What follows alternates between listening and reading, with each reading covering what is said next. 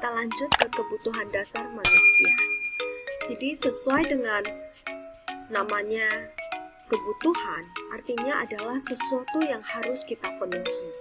Apabila kebutuhan yang menjadi kebutuhan dasar manusia saja tidak terpenuhi, bagaimana dengan kebutuhan-kebutuhan dia yang tidak urgent, tidak premi, ya? Jadi yang namanya kebutuhan dasar itu yang paling dasar, yang harus, mau tidak mau itu harus dipenuhi. Nah, menurut teorinya Abraham Maslow, ada namanya teori kebutuhan manusia dengan 4 dan 5 tingkatan. Tapi kebanyakan yang kelima ini memang agak sedikit orang yang mencapainya. Yang di bawah ini adalah kebutuhan paling utama, di mana kebutuhan-kebutuhan itu harus dipenuhi sampai full dulu, baru yang kebutuhan di atasnya ini mereka minta dipenuhi. Jadi kebutuhan ketika kita hidup itu, kita butuh air, kita butuh udara, kita butuh makanan, maka itu yang dipenuhi dulu, baru mereka mencari rasa aman, mencari rasa nyaman, ya, mencari finansial keuangan yang lebih matang, seperti itu. Apabila untuk hanya perihal makan dan minum saja itu sudah menjadi masalah, nah orang tidak akan memperdulikan keamanannya atau kenyamanannya. Dia bahkan rela tinggal di tepi jalanan hanya untuk mengemis, meminta sebungkus nasi untuk mengganjal kebutuhan fisiologinya. Jadi gambaran diilustrasikannya itu seperti itu, ya.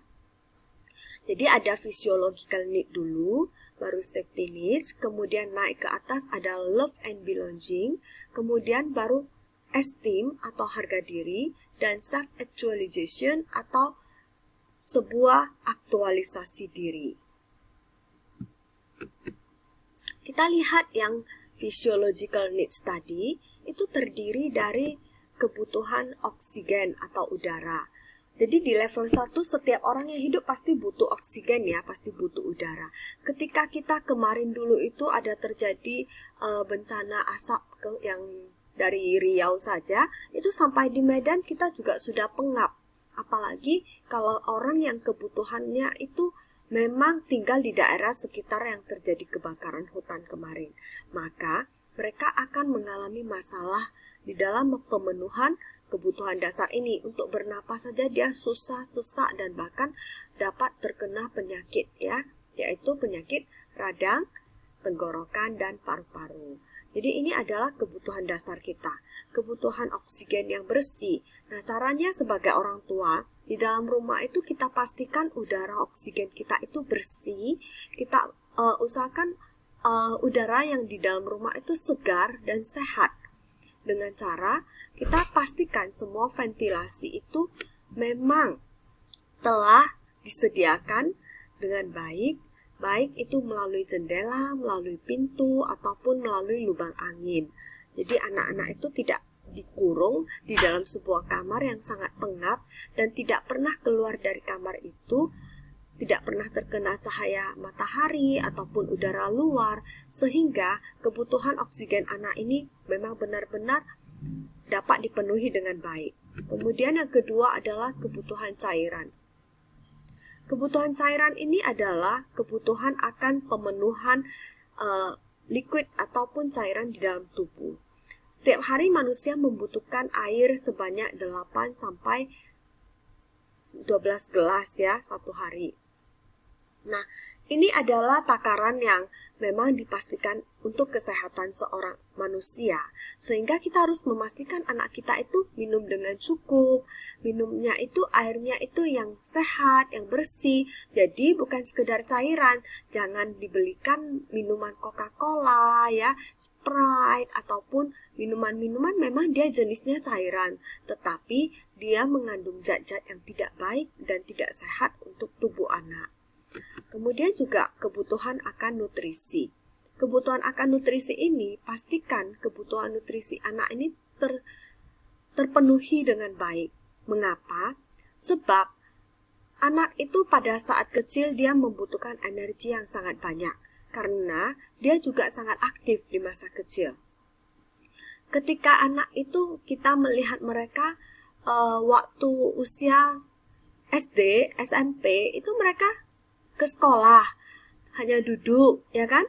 Mendengarkan guru berbicara seperti itu. Tapi apakah Anda tahu energi yang dipakai mereka untuk belajar dan berpikir itu lebih besar daripada energinya seorang, sama loh kalau ketika dihitung, dikalkulasi energinya itu yang dipakai dengan energi yang digunakan oleh seorang manajer untuk berpikir, memikirkan seluruh masalah dalam perusahaannya. Jadi kita jangan mengira, anak saya nggak lasak kok hari ini, dia tidak bermain di luar, dia tidak naik sepeda, dia hanya duduk di sekolah saja untuk belajar. Jadi kebutuhan nutrisinya itu kalorinya mungkin tidak perlu begitu banyak. Nah, kalau bila Anda berpikir seperti itu, Anda salah. Saya katakan itu karena kebutuhan anak pada masa usia perkembangan mereka itu sangat membutuhkan nutrisi yang memang sesuai dengan kalori yang dia butuhkan, nutrisi, gizi, zat-zat yang dapat membangun perkembangan otak dan sel-sel tubuh mereka itu sangat dibutuhkan. Maka pengetahuan gizi untuk sebagai seorang tua itu juga perlu. Mungkin kita dapat melihat pada piramida makanan sebagai acuan untuk kebutuhan nutrisi anak pada masa sekarang ini. Jangan lagi kita menggunakan yang dulu, yang masa kita itu ya, yang 4 sehat 5 sempurna, itu sekarang sudah berganti. Oleh FAO juga sudah mendapatkan persetujuan bahwa yang terbaru itu adalah piramida makanan. Oke. Kemudian kebutuhan eliminasi. Kebutuhan eliminasi ini adalah kebutuhan tubuh mengeluarkan zat-zat yang tidak diperlukan lagi, yang sudah menjadi bagian yang harus dibuang oleh tubuh. Nah, itu adalah kebutuhan buang air besar, buang air kecil, berkeringat, ya, itu yang dilakukan oleh sistem tubuh kita dan merupakan kebutuhan anak. Sehingga ketika ada masalah dengan masalah eliminasi, itu akan mengganggu keseluruhan metabolisme anak. Kebutuhan akan istirahat dan tidur. Saya kembali dulu ke bagian kebutuhan eliminasi ini. Sebenarnya eliminasi ini di dalam physiological needs seseorang itu tidak hanya pada sekedar buang air besar, buang air kecil seperti itu saja ya. Pelepasan emosi dari diri kita itu juga salah satu bagian dari kebutuhan eliminasi. Kita tahu emosi yang positif, ada emosi yang negatif. Nah, ketika emosi negatif itu telah banyak terakumulasi di dalam tubuh, itu perlu kita lepaskan. Karena yang namanya energi itu dia tidak akan bisa hilang, tetapi dia hanya dipindahkan, dilepaskan di mana gitu. Nah, kebutuhan kita adalah membuang sampah-sampah energi negatif, afirmasi negatif, ya, pikiran negatif, emosi negatif yang ada di dalam pikiran dan tubuh kita. Itu juga salah satu kebutuhan eliminasi. Maka sesuai dengan keseimbangan hidup ini, ada waktunya pagi, siang, ada waktunya malam. Ada waktunya kita aktif bekerja, ada waktunya kita tenang dan beristirahat. Maka di dalam kehidupan psikologis kita juga harus ada keseimbangan. Oke, kita tidak terlalu menggebu-gebu, kita juga tidak sampai kosong melompong. Jadi semua itu ada diisi dengan hal-hal yang berupa energi-energi dan emosi yang ada di dalam tubuh kita, tetapi harus diseimbangkan melalui proses eliminasi tadi. Jadi ketika kita marah, kita harus tahu kapan saatnya kita reda, membuang kemarahan kita, kapan kita menenangkan diri. Ini adalah kebutuhan eliminasi ya. Kemudian kebutuhan akan istirahat dan tidur, ini adalah kebutuhan yang sangat penting, terutama bagi anak maupun orang tua. Bagi orang tua yang kebutuhan istirahat atau tidurnya terganggu, maka dia akan mengalami masalah pada temperamennya. Dia akan mudah marah, dia tidak akan memiliki kondisi yang stamina yang prima, sehingga dia gampang tersinggung, mudah marah. Maka buntut-buntutnya anak juga yang menjadi korban. Kemudian kebutuhan akan istirahat untuk anak itu harus kita perhatikan. Jangan karena kita orang tua tidurnya malam-malam, maka anak kita juga dibiarkan ikut kita tidurnya malam-malam. Alasannya adalah anak saya belum mau tidur, mereka mau main. Nah, ini semua tergantung kembali kepada standar dan budaya dalam keluarga kita. Jadi kalau semua itu diawali dari pembiasaan. Bagaimana sesuatu itu bisa menjadi budaya, itu awalnya adalah pembiasaan, ya. Jadi ada panduannya, seorang anak baby dia harus tidur berapa jam? Ya, minimal dia 12 jam sampai 14 jam. Kemudian juga anak yang sudah lebih dewasa, mungkin ya di usia sekolah, itu tidurnya 8 jam sampai dengan 9 atau 10 jam. Nah, demikian juga orang dewasa. Jadi ini dapat dilihat panduannya. Kemudian kebutuhan temperatur, yaitu kebutuhan akan bagaimana tubuh kita ini berada di dalam sebuah ruangan yang suhu tubuhnya ini dapat ditoleransi oleh suhu tubuh kita. Jadi kebutuhan itu kita harus perhatikan juga. Misalnya ketika anak kita berada di dalam ruangan kamar, apakah ruangan kamar itu temperaturnya terlalu dingin? Suhu AC yang kita nyalakan itu apakah sudah cocok dengan suhu temperatur yang dibutuhkan anak? Jangan biarkan anak itu terlalu dingin. Nanti anak akan mengalami masalah dengan sensori temperaturnya. Kemudian juga jangan terlalu panas. Misalnya anak dibiarkan berada di luaran, ya begitu lama, begitu panas, itu juga akan mengganggu perkembangannya. Kemudian kebutuhan tempat tinggal. Kebutuhan tempat tinggal semua orang juga pasti akan memiliki kebutuhan ini, di mana kita mempunyai sebuah tempat untuk bernaung, untuk tempat beristirahat yang tenang. Ini adalah sebuah rumah di mana kita semua berada di dalamnya dalam kondisi yang aman.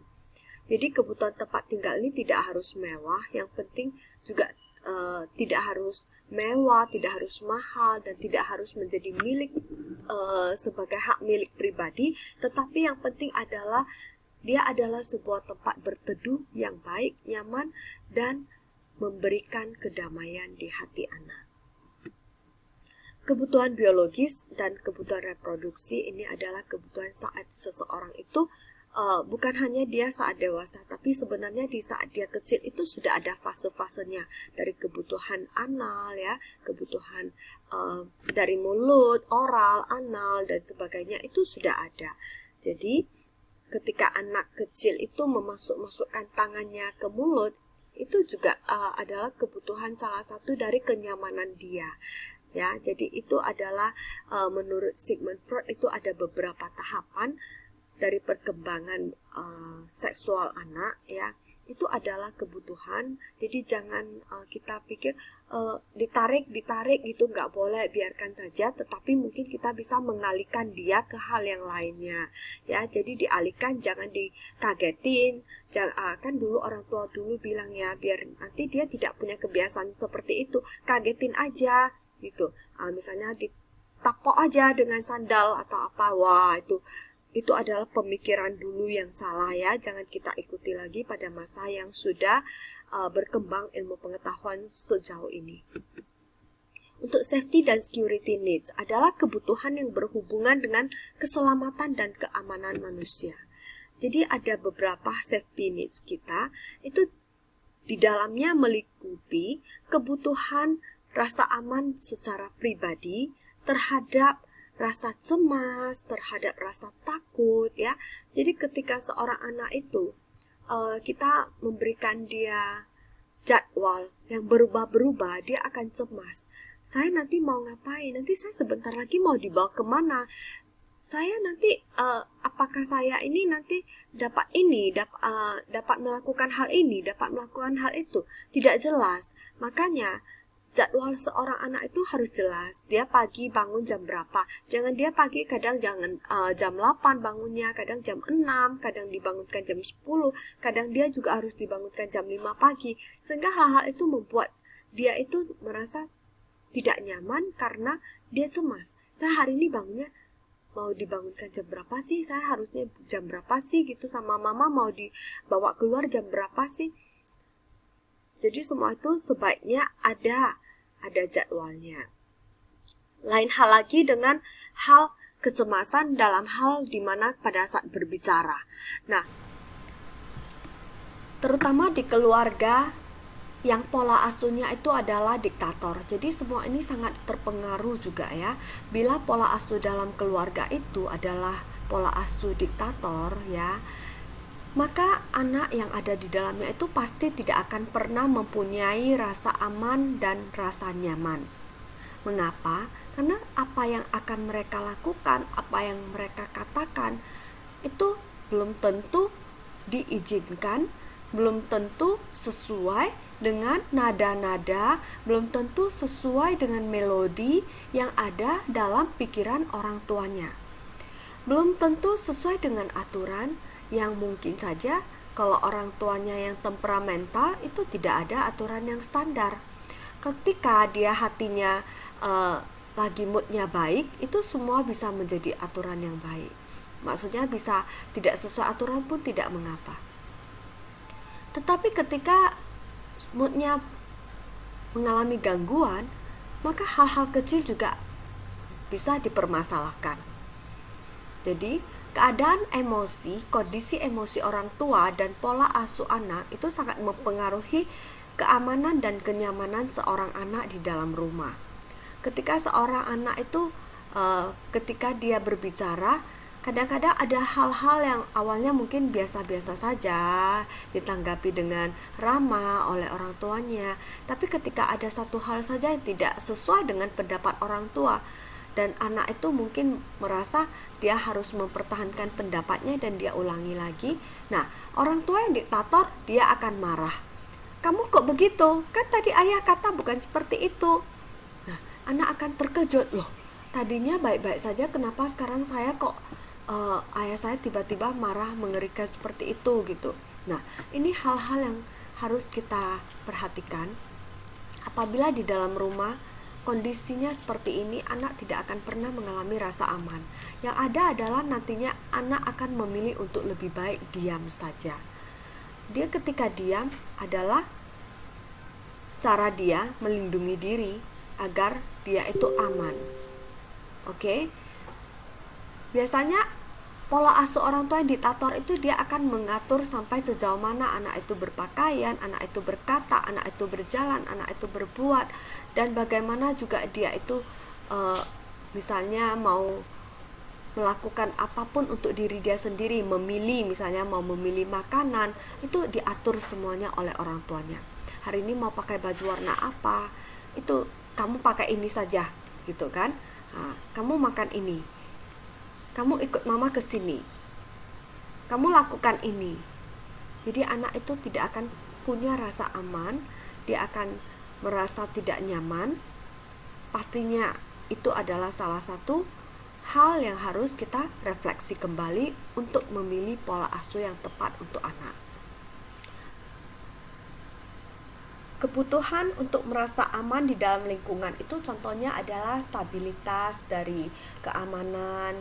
Misalnya anak yang berada di daerah peperangan, ya di daerah kawasan rawan banjir, misalnya ya di daerah yang rawan perampokan, di daerah yang rawan dengan penjarahan, kerusuhan, itu tentu hidupnya itu dia akan lebih tidak aman dan tidak nyaman.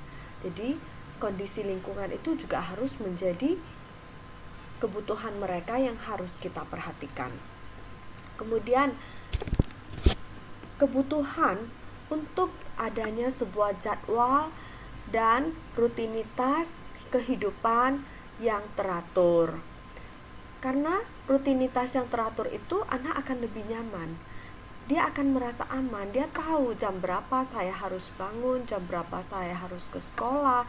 Biasanya sehari-hari itu sepulang dari sekolah saya kemana, terus saya pulang ke rumah saya jam berapa istirahat, saya boleh main jam berapa, dan kemudian saya tidur malamnya itu harus jam berapa. Itu akan lebih baik dibandingkan dengan anak yang sesuka hati orang tuanya itu menganggap anak itu mungkin tidak tahu apa-apa ya, jadi dia mau bawa kemana saja tinggal angkut saja. Misalnya hari ini sebaiknya anak itu dikasih tahu dulu sebelumnya. Jadi jangan hari ini anak dikasih sekolah, terus besoknya gak usah sekolah lagi, kita mau ke Brastagi jalan-jalan. Anak-anak bingung, gak libur kok jalan-jalan, mama saya ini gimana sih?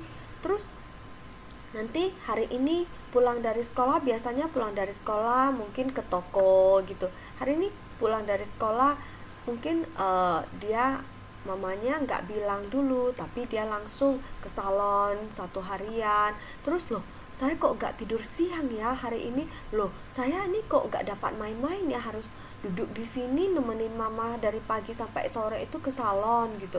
Nah, sebaiknya itu dikasih tahu dulu, walaupun udah kita jadwalkan, kita kasih tahu ke anak-anak supaya mereka itu memiliki rasa aman.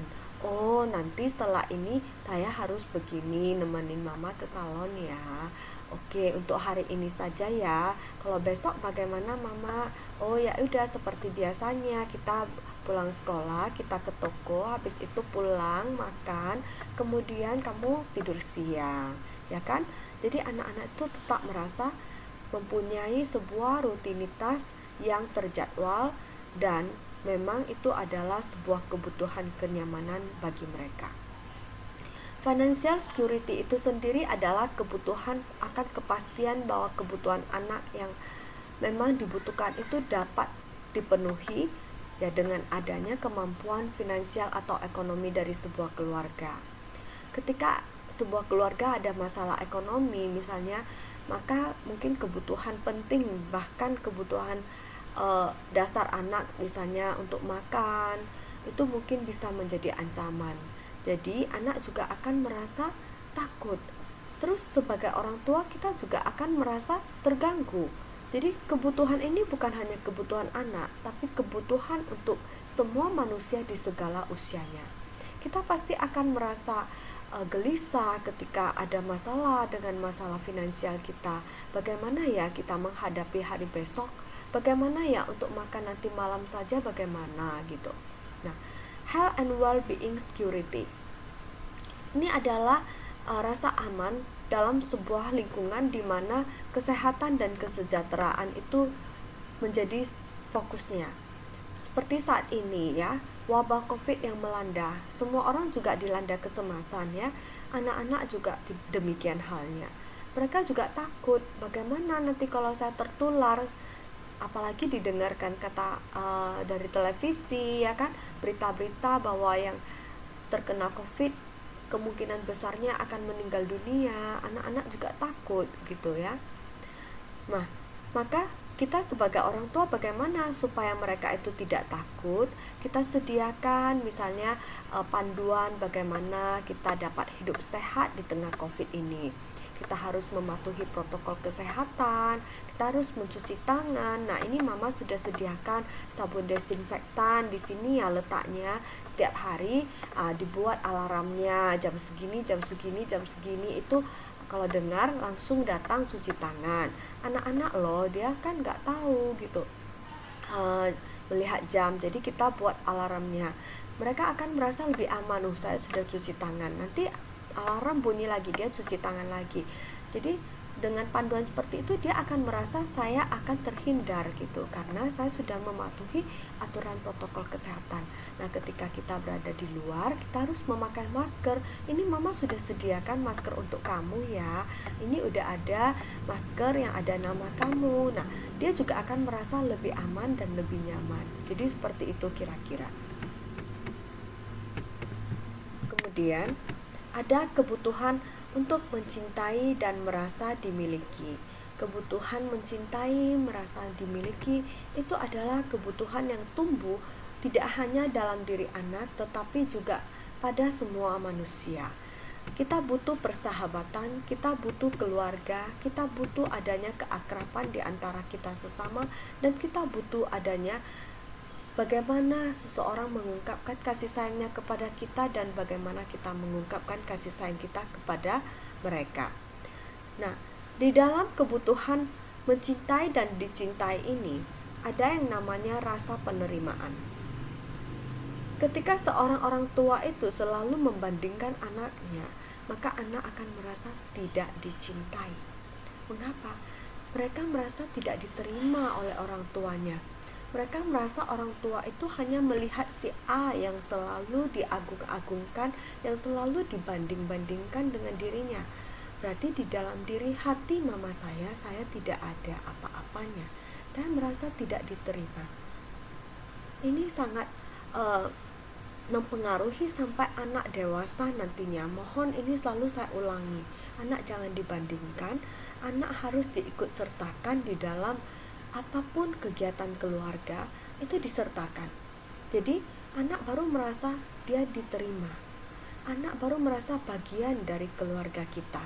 Dan bagaimana kita mengungkapkan kasih sayang kita apabila kita selalu berteriak kepada mereka.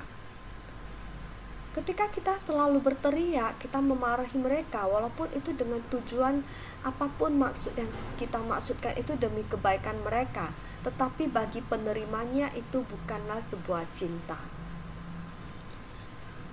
Cinta itu selalu dalam bentuk yang tanpa kekerasan.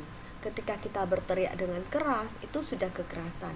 Apapun kata-kata keras kita, kata-kata yang kita ucapkan itu seperti paku yang menancap di dalam hati anak. Dan ketika kita merasa menyesal, kita cabut pakunya, tentu jejak yang ada ditinggalkan di dalam hati anak itu tidak akan hilang. Masih ingat cerita Jeko yang dulu ya?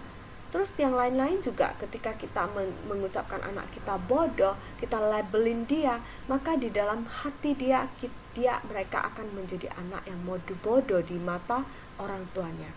Walaupun itu udah kita cabut, kita nggak ngomong lagi, tapi rasa itu, perasaan yang dulu itu yang udah masuk ke dalam memori alam bawah sadarnya, itu akan memprogram diri dia, mengatakan bahwa saya bodoh, saya tidak diterima, saya bukan apa-apa, saya bukan siapa-siapa. Jadi tolong kita harus sangat menyadari bahwa ketika kita mau mencintai seseorang, kita harus mencintai diri kita terlebih dahulu. Bagaimana caranya kita mencintai orang lain ketika kita sendiri tidak bisa menerima diri kita apa adanya, kita tidak bisa mencintai diri kita apa adanya? Daya cinta yang kita berikan itu dari mana asalnya? Daya cinta itu harus ada, bersumber dari diri kita. Ketika kita mencintai diri kita sendiri, kita baru dapat menghargai diri kita, ya, menyayangi seluruh daripada jasmani, rohani dan spiritual diri kita, sehingga kita dapat menjaga dan mengendalikan diri kita dengan sebaik-baiknya dalam kondisi yang optimis, bahagia. Baru kita dapat membagikan kebahagiaan kita, rasa cinta kita kepada orang lain. Jadi kebutuhan mencintai ini mulailah dari diri kita dulu. Caranya bagaimana? Cintai diri kita, penuhi daya cinta di dalam hati kita dengan menerima cinta dari orang lain, ya. Jadi awali dengan menerima cinta dari Tuhan, ya. Kita bersyukur di setiap pagi telah diberikan anugerah, udara yang bersih, umur yang masih sampai pada hari ini, kesehatan yang masih prima. Kita tambahkan semua itu sebagai daya cinta di dalam diri kita. Kemudian kita tambahkan daya cinta kita dari orang-orang yang ada di sekeliling kita. Ketika orang lain tersenyum kepada kita, itu adalah ungkapan cinta yang harus kita terima sebagai daya cinta untuk diri kita sendiri. Mereka menerima kita, mereka menyayangi kita, mereka membantu kita, ya. Jadi itu adalah sebuah cinta yang harus kita terima, kita rasakan, baru kita bisa mengembangkan daya cinta dari diri kita sendiri ini untuk kita bagikan kepada orang lain. Saya contohkan ketika seorang ibu yang merasa suaminya itu tidak cinta kepada dia, tidak sayang kepada dia, dia pasti akan merasa sangat sedih, terpukul, marah, dan dia pasti akan uring-uringan. Kemudian dari mana dia punya daya cinta lagi untuk membagikannya kepada anaknya? Pastinya ketika dia setiap kali melihat anaknya, dia akan mencari kesalahan anaknya untuk dia tumpahkan sebagai cara dia meluahkan emosi diri dia. Ketika anaknya jalan kemudian terjatuh, mungkin dia akan marah anaknya, bukan dia memberikan rasa aman lagi, bukan dia memberikan rasa cinta lagi, tapi dia akan memarahinya. Kamu gimana sih, jalan aja jatuh gitu. Padahal kalau dia dipenuhi oleh daya cinta, mungkin ketika dia melihat anaknya jatuh, dia akan sangat menyayangi anaknya dan begitu cepatnya dia tanggap segera mendekap dan memeluk anak itu, kemudian bertanya, mana yang sakit nak, kamu kenapa jatuh, lain kali hati-hati ya, sini mama obati, mungkin seperti itu.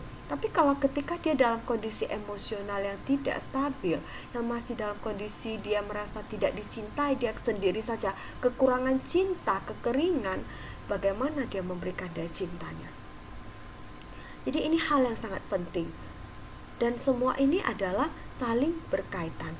Ketika seorang anak di masa kecilnya dia kekurangan akan rasa cinta dari orang tuanya, maka di masa dia dewasa nanti dia juga tidak tahu bagaimana cara dia membagikan cinta kepada orang-orang di sekitar dia, kepada sahabatnya, bahkan kepada nanti istri dan anaknya sendiri.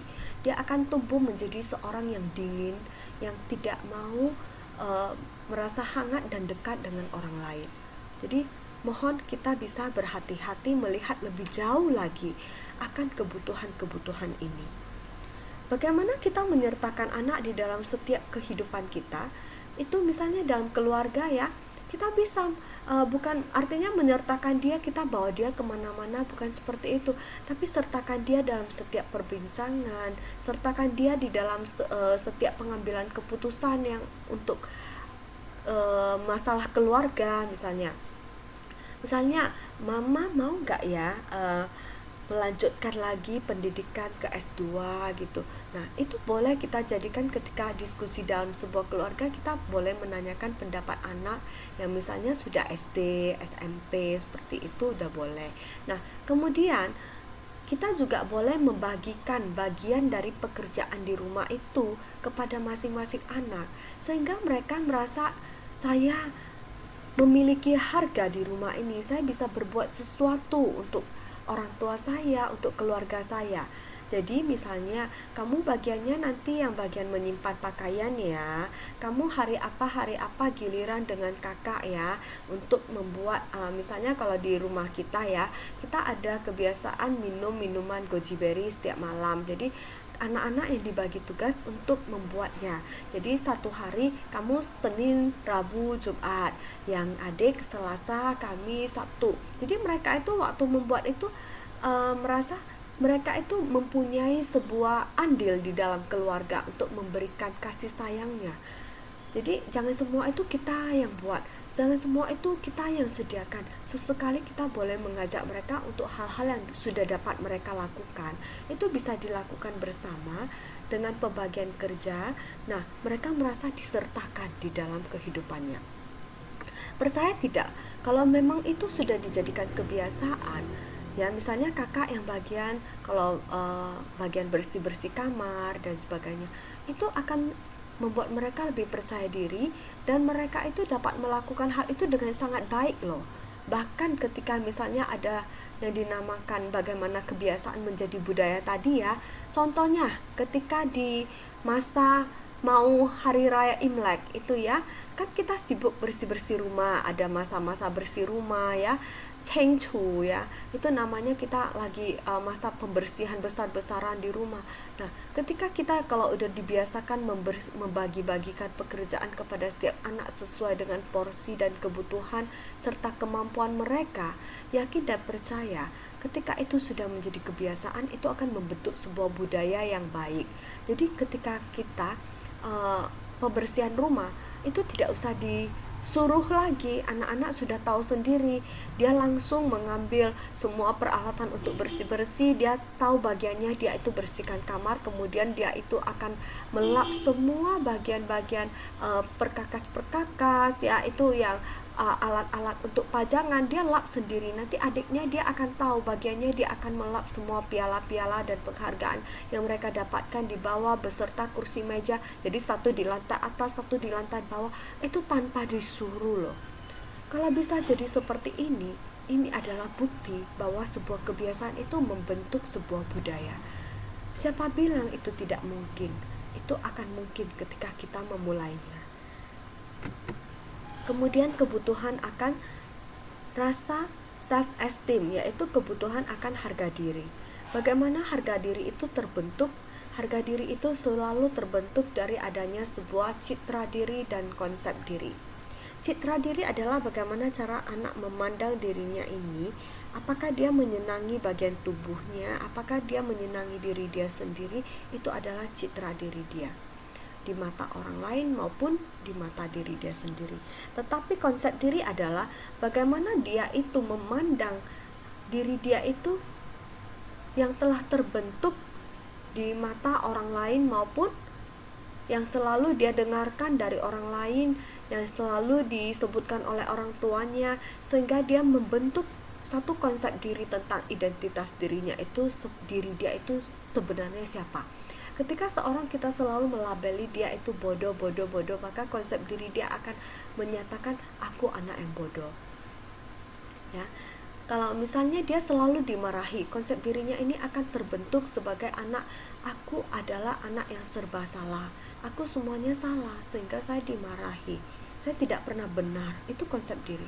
Nah, harga diri ini terbentuk dari adanya citra diri positif dan konsep diri yang positif. Ketika citra diri dan konsep diri tidak positif, harga diri itu akan turun. Itu dimulai dari kebutuhan yang di dalamnya adalah menyangkut kehormatan diri, ya. Yang tadi dia bagaimana menghargai diri dia sendiri, menghormati diri dia sendiri, yang dia lihat dari bagaimana orang lain menghormati dan menghargai diri dia. Kemudian rasa percaya diri, bagaimana dia mempercayai kemampuan dan potensi diri dia sendiri. Itu dimulai dari ketika kita membiarkan dia untuk mencoba dan biarkan dia untuk berani salah dan mengulanginya kembali tanpa adanya kata-kata celaan maupun sebuah judgement yang negatif terhadap diri dia. Ketika dia pernah melakukan sesuatu dan dia salah, kemudian kita labeli dia dengan negatif dan kita judge dia dengan kata-kata yang negatif, yakinlah dia tidak akan lagi memiliki sebuah kepercayaan diri yang seperti dulu untuk hal yang sama. Kemudian kebutuhan dia untuk berprestasi dan achievement, dan kebutuhan dia memiliki prestasi itu dimulai daripada ketika dia menunjukkan potensi terbaik dari diri dia itu di dalam bidang-bidang yang dia tekuni. Nah, kita hargai, maka akan menimbulkan rasa percaya diri anak itu. Ketika dia berhasil membuat sebuah karya, kita berikan dia dorongan, kita berikan dia pujian, tetapi yang pujian itu harus dilengkapi dengan label, wah, mama senang kamu hari ini berhasil membuat sebuah boneka dengan karya tangan kamu sendiri. Boneka ini adalah hasil karya kebanggaan kamu. Jadi tujukan kebanggaan itu kepada diri dia sendiri. Bukan kamu bangga, tetapi dia yang seharusnya bangga kepada diri dia sendiri. Hal ini akan menimbulkan rasa percaya diri anak, dan dia merasa memiliki self-esteem yang lebih kuat, dan dia juga merasa dihargai hasil karyanya oleh orang tuanya. Nah, tentunya di akhir dari sebuah pemenuhan kebutuhan yang paling tinggi menurut Abraham Maslow adalah aktualisasi diri. Aktualisasi diri ini akan didapat dari hal-hal tadi, kebutuhan-kebutuhan tadi yang semuanya sudah terpenuhi sampai dia sudah merasa sangat dihargai, memiliki harga diri yang dapat dia tunjukkan di depan umum, maka dia baru berani untuk mengaktualisasikan seluruh potensi terbaiknya ini kepada masyarakat, kepada keluarga, bahkan di negara dan di dunia, untuk menunjukkan who am I, sebagai siapa keberadaan saya di dunia ini. Nah, ini adalah sebuah achievement dari potensi yang full dan merupakan spontanitas, juga kreativitas dan cara berpikir kritis dari seseorang untuk menunjukkan bagaimana kebenaran hidup moralitas diri dia sebagai manusia yang bermanfaat dan bermakna di muka bumi ini. Sehingga dia rela mengorbankan waktunya untuk memberikan kebaikan kepada orang lain walaupun tanpa dibayar sekalipun. Ini adalah tingkat pencapaian dari aktualisasi diri, ya. Nah, demikian kita kelarkan sampai di sini untuk hari ini untuk kebutuhan menurut Abraham Maslow. Semoga bermanfaat dan menginspirasi. Terima kasih.